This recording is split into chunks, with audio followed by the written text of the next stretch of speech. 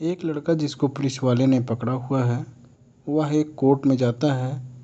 Court में जाते हुए कोई व्यक्ति उसका वीडियो बना लेता है, वीडियो बनाता है और उसके बाद कुछ दिन बीत जाते हैं।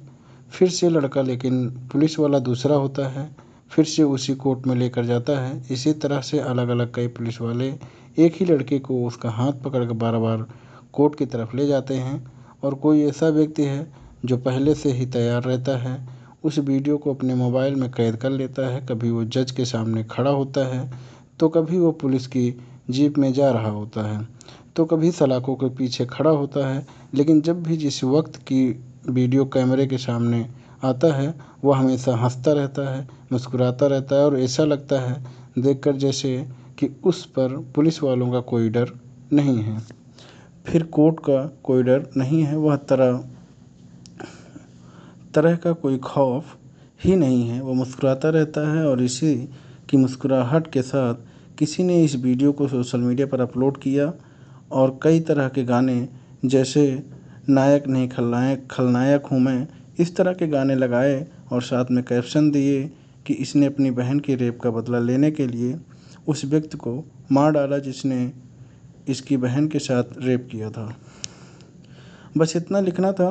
उसके बाद कई लोगों ने देखा देखी कई और वीडियो बनाए और वीडियो बनाने के बाद जैसे ही सोशल मीडिया पर वीडियो अपलोड होते हैं तो वायरल होना शुरू हो जाते हैं। अब बड़ी संख्या में लोग कमेंट करना शुरू कर देते हैं, कहते हैं कि जो भी इसने किया है, इसको सैल्यूट है, यह असली हकदार है। आज की इस कहानी के माध्यम से यह जानने की कोशिश करते हैं कि आखिरकार यह लड़का कौन है। वाकई ऐसी कोई कहानी है जो इस कहानी के माध्यम से आखिरकार क्या सच है और क्या नहीं है। नमस्कार दोस्तों, आज हम जो आपको सच्ची घटना सुनाने जा रहे हैं, यह सच्ची घटना पंजाब प्रदेश का एक ज़िला है कपूरथला, और कपूरथला का ही एक इलाका, एक गांव लगता है बिशनपुर। जट्ठा बात कर रहा हूं 28 अगस्त 2024 के रात लगभग 9 बजे के आसपास पुलिस कंट्रोल रूम में एक सूचना मिलती है कि यहाँ पर एक व्यक्ति की सड़क के किनारे, जो कि लखन रोड पर एक लाश पड़ी हुई है कि खून से लथपथ है। ऐसा लग रहा है जैसे किसी ने उसे धारदार हथियार से बहुत बुरी तरह से मारा है, काटा है। पुलिस को जैसे ही सूचना मिलती है, पुलिस मौके पर आती है। मौके पर आने के बाद उस लाश का सच मिल जाती है। उस लाश को कब्जे में ले जाता है। कब्जे में ले जाने के बाद उसको पोस्टमार्टम के लिए भेज दिया जाता है। मारने वालों ने वाकई उसे बहुत बुरी तरह से मारा था। यह मरने वाला कोई कौन है, अब यही एक सवाल था। पुलिस इस सवाल का जवाब ढूंढने में लगी थी। साथ ही सवाल का जवाब यह भी था कि आखिरकार इसको मारा क्यों गया, क्या वजह है। तो वजह की तलाश, उस व्यक्ति की तलाश पुलिस शुरू कर देती है। कई घंटे बीत जाते हैं, आखिरकार पुलिस को सफलता मिल जाती है। मरने वाला व्यक्ति, जो कि एक मजदूरी किया करता था,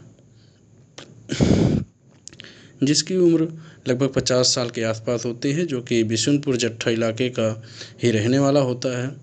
नाम उसका ओमकार सिंह उर्फ काकी होता है। आखिरकार पुलिस ने इस व्यक्ति के जैसे ही नकद की उसके परिवार वालों को ये सूचना दी जाती है। परिवार वाले मौके पर आते हैं और उनका रो रो कर बुरा हाल हो जाता है। इसी बीच में उनका लड़का पहुंचता है। लड़के ने आकर एक कहानी बताई। उस कहानी को सुनने के बाद कभी तो गुस्सा भी आता था, कभी लगता था कि शायद इसने गलत किया, इसको ऐसी सज़ा मिलनी चाहिए कि, लेकिन यह बात मैं नहीं बल्कि सोशल मीडिया पर कुछ इसी तरह से वायरल होने लगता है। दरअसल उस लड़के ने कहा कि मुझे 2 लोगों पर शक है। एक नाम आकाशदीप उर्फ सोना है, दूसरे का नाम लवप्रीत है। पुलिस अब इनकी तलाश में जुट जाती है और तलाश में जुटने का सिर्फ वजह यही है कि साल 2015 में एक लड़की के साथ रेप होता है। वो भी बहुत भयानक रूप से रेप होता है। उस लड़की की हालत बहुत ज़्यादा ख़राब हो जाती है। जिस व्यक्ति ने रेप किया था, उस व्यक्ति का नाम कुछ और नहीं बल्कि ओमकार सिंह उर्फ काकी होता है। पुलिस उसको गिरफ्तार करती है और गिरफ्तार करने के बाद उसको जेल भेज देती है। उधर लड़की की हालत बहुत ज़्यादा गंभीर होती है और उस लड़की की मौत हो जाती है। जैसे ही लड़की की मौत होती है, कुछ दिन के बाद उस लड़की के पिता भी इस सदमे को बर्दाश्त नहीं कर पाते हैं और उनकी भी मौत हो जाती है। बाप और बेटे मौत होना, इसके बाद जो यह व्यक्ति जिसको जेल भेजा जाता है, मामला कोर्ट जाता है, चार्जशीट लगती है। अदालत पहुंचने के बाद इस व्यक्ति को 10 साल की सज़ा सुनाई जाती है। यह अपनी सज़ा काटने लगता है और धीरे धीरे करके वक्त इससे ही आगे बढ़ रहा था। जब कोरोना काल चल रहा था तो कोरोना काल चलने के दौरान ओमकार सिंह जो सज़ा थी उसे शायद माफ़ कर दिया जाता है, उसे रिहा कर दिया जाता है, सलाखों से बाहर आ जाता है। लेकिन उसकी जिस लड़की के साथ साल 2015 में रेप हुआ था और रेप के बाद उसके पिता के सदमे में दम तोड़ दिया था। यानी कि बाप और बेटे जब मर जाते हैं तो उनका एक ही अपना बेटा होता है जिसका नाम लवप्रीत होता है। लवप्रीत को इस बात पर बहुत ज़्यादा गुस्सा आता है क्योंकि उसकी जो बहन का हत्यारा है और बहन की वजह से जो पिता की मौत होती है, उसे लगता है कि हत्यारा कातिल जो था वह आज भी सलाखों से बाहर घूम रहा है और वह इसके लिए मौके की तलाश में जुट जाता है, कब उसे मौका मिले और वह अपनी बहन और अपने पिता की मौत का बदला ले सके। आखिरकार 28 अगस्त 2024 रात जब वह व्यक्ति अपनी मजदूरी करके लौट रहा था, शायद बाइक पर बैठा था और जैसे ही वह आता है उस जगह पर पहुंचता है, लखन रोड के पास, गांव बिशुनपुर जट्ठा के पास। तभी मौका पाते ही लवप्रीत और उसका एक साथी जिसका दोस्त होता है, जिसका नाम आकाशदीप उर्फ सोना होता है, वो मौका पाते ही धारदार हथियार से उसकी बेरहमी से हत्या कर देते हैं, उसका कत्ल कर देते हैं। कत्ल करने के बाद वहाँ से भाग जाते हैं। लेकिन ये परिवार इसकी वजह से बताते हैं तो वह बताने के बाद इन दोनों की गिरफ्तारी की जाती है और गिरफ्तारी करने के बाद मीडिया के माध्यम से ये पता चलता है कि आखिरकार इन दोनों आरोपियों ने अपना जुर्म भी कबूल कर लिया। पुलिस ने इन्हें गिरफ्तार कर लिया और गिरफ्तार करने के बाद इनको जेल भेज दिया। और यह बात बिल्कुल सच निकलती है कि बहन की हत्या का बदला लेने के लिए, बहन के रेप का बदला लेने के लिए, पिता के मौत का बदला लेने के लिए लवप्रीत ने इस तरह की घटना को अंजाम दिया था। लेकिन जब पुलिस ने इस घटनाक्रम का खुलासा किया तो लवप्रीत का जो चेहरा था उसे पूरी तरह से ढक लिया था। अब लवप्रीत की कहानी लोगों के सामने वायरल होनी शुरू हो जाती है। वायरल इसलिए होनी शुरू हो जाती है कि एक लड़का जो कोर्ट में बार बार जा रहा है, जो अप्रैल 2023 में किसी कांड को अंजाम देता है, उसके बारे में हमने जानकारी जुटाने की कोशिश की तो एक अड्डू डिफाल्टर के नाम से उसने अपना अकाउंट बनाया हुआ है। अलग अलग सोशल मीडिया हैंडल पर उसके नाम से वीडियो जारी हैं, चल रहे हैं।